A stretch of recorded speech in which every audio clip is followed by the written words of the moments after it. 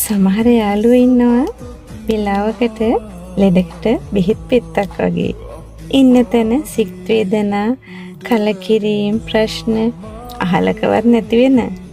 සමහර යාළුවෝ ඉන්නවා ජීවිතවලට ප්‍රශ්න ගේනවා. තවත් සමහර යාළුවෝ ඉන්නවා ජීවිතවලට හුස්ම ගේන. තවත් යාළුවෝ ඉන්නවා බැන වුණත් ඔයාගේ වැරදි හදන.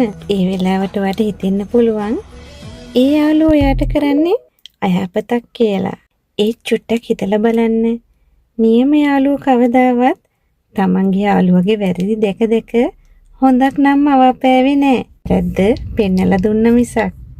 හැමදේම මොන නොගැහුණත්, හැමදේම කතා නොකලත් ඒ යාළුකම් හැමදේම අපේ හදවත් වලට හරි සමීපයි.